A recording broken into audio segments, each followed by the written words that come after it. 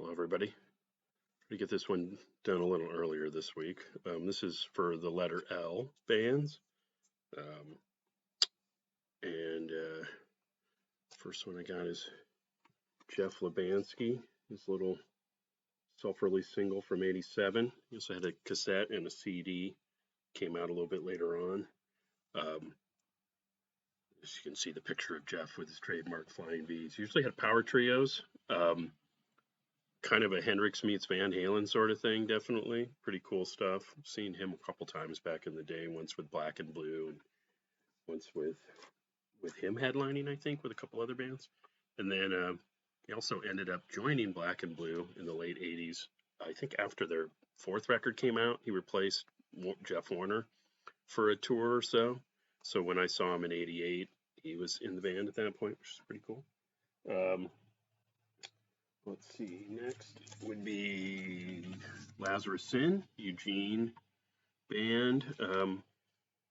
This is an LP reissue in 2013 of their '88 cassette, which was a self-release thing. They also had a CD a little bit later on in the '90s. Kind of a gothic metal band, pretty cool. Um, this is Ronnie Lee. She was in the '70s. She was in LA to start with before she moved back up to the Northwest where she was actually born. Um, she was in a band that Kim Fowley managed after post Runaways. Was the I forgot the name. She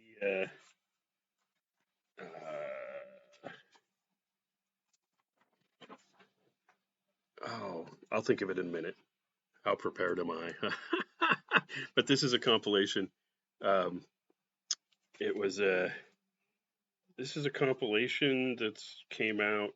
She did like a release party thing in Millennium, is where I picked up the CD and the record and got to see her do a set. Lynn Sorensen and Monty Smith were in the band with her as well. It was pretty cool. Those guys go back in the scene quite a bit. This is a comp. There is a couple tracks that have the Striker guys on it. Rick Ramirez, Rick Taylor, and Scott Rosberg, along with Steve Buffington from Red Axe. They do a version of her song "Where I Want to Be Where the Boys Are," which was from her band. Also, the Runaways recorded it too on the Live in Japan record. So, let's see. Lethal Dose was a Seattle thrash band. This was their sole release on Everrat Medusa Records. There's a little promo photo with it. It was kind of cool. Recently, Dive Bomb Records did a CD reissue, expanded with the '89 demo tape included, which is pretty cool. We have some of these on the Northwest Metalworks site for sale if anybody needs one. Shameless plug there. Let's see who's next. Well, of course, I'd be remiss if I didn't mention Lipstick. Who, if you can see, we have a little, or going the wrong way, hype sticker there. That's also these guys right here on the top. I think this might be Paul Passarelli, the singer that signed it. I can't figure that out, but that's pretty cool. But yeah, they were a glam metal band, definitely influenced by Motley Crue quite a bit, Kiss and Y&T and bands Van Halen, of course. Formed in '82, played their first show in November of '82.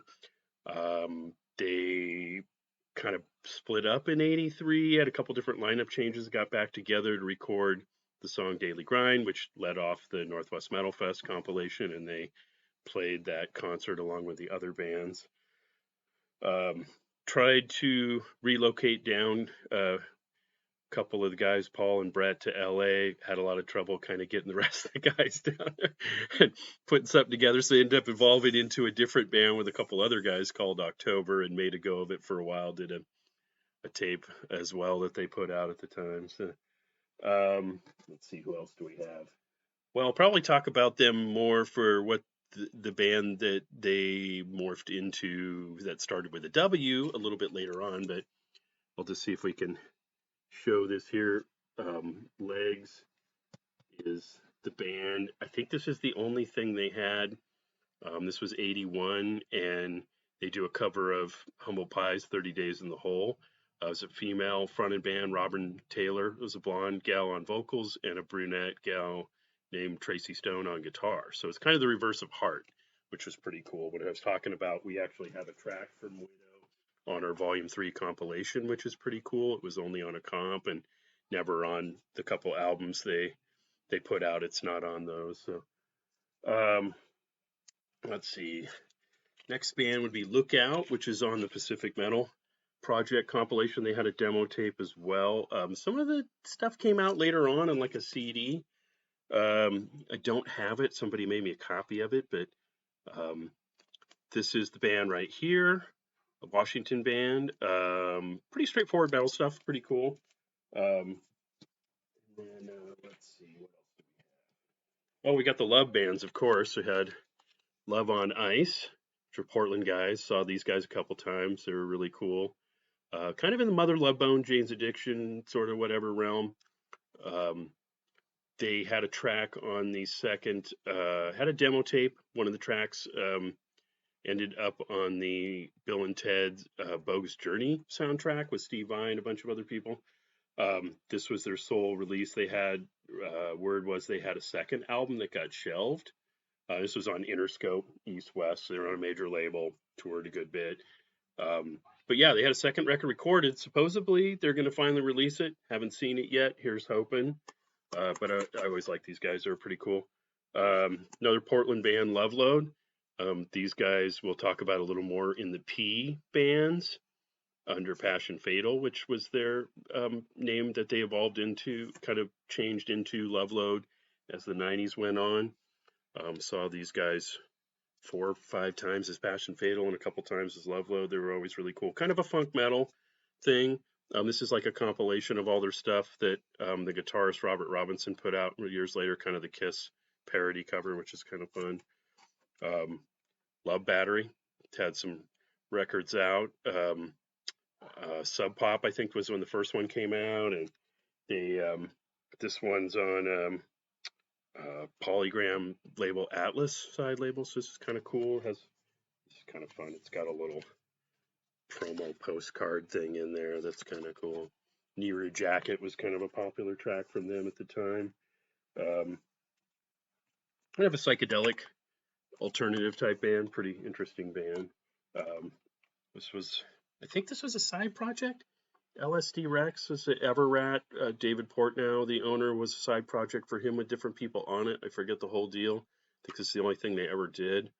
It's kind of a fun crossover thing. Let's see, what else do we have? We'll get a couple non-metal bands, but the Lewd, which was formed in Seattle initially by Jay Satsbury, a singer who dated back to the Z-Wiz Kids, which was the glam drag review band that had a backing band a little bit into the life of the band. Last couple years or so of the band, they had the Fabulous Pickle Sisters. I'm using band name, of course, which included Brad Sinsel and Rick Pierce from TKO, and so Sats fronted the glam band, and they opened up. I think by that time they opened up for the New York Dolls, kind of towards the last end of the band in '74. Played up north with Thor with his first band, Michael Body Rock, which is a glam rock band he had in the early '70s, and Twitch, which we'll talk about a little bit later on as well. But these are a couple reissues that the guy Radiation Records, Puke and Vomit, Nat put out, that Chucky Boyd, I think, originally had a lot of these demos on a CD, which was a Seattle label. The reissue of American Wino record with the Kill Yourself single, which Kurt Vanderhoof of Battle Church plays bass on. And then the demo illustrations is a collection of their demos, which includes the rest of the Kill Yourself sessions, some earlier demos, And then what was called the Hollywood demos that were done in '80, where Kurt had moved down to San Francisco with Sats, and he switched to guitar. So those feature him on both those, which is kind of cool. And they have some posters and stuff. This one's kind of a cool colored vinyl one. It's kind of neat. Show this one off. So that's kind of a fun half and half sort of splatter vinyl. Pretty neat. Let's see, what else did we do? I think that's it for props. I want to mention a few other bands. Laden Saint, Vancouver, Washington metal band in the 80s. Let's see, Last Rite. We had Lawless, which was Jeremy Katz's band, guitar and vocals. Rob Conrad from Cruella was in the band for a bit. They did a demo tape. There's a couple Laces.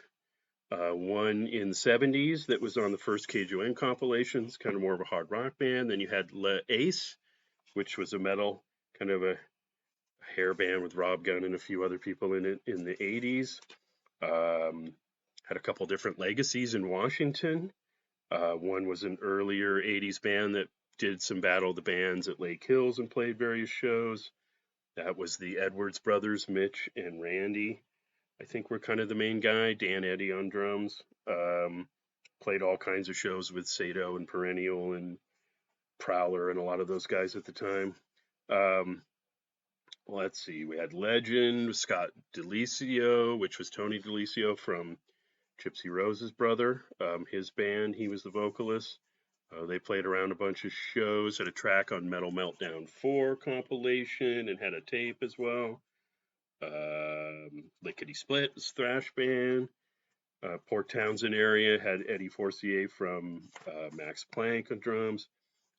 Lips with Meredith Brooks, who of course went on to kind of have a pretty popular solo career and a hit song Bitch at the time, 90s range I think it was, early but she had a trio, all female power trio, and they had a single out in the 79, 80 range.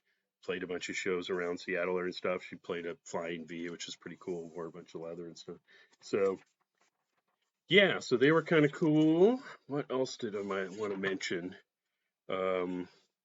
Let's see, we had a couple different licks bands, one in Oregon and one in Seattle, of course. I think it was a Medford, Oregon band with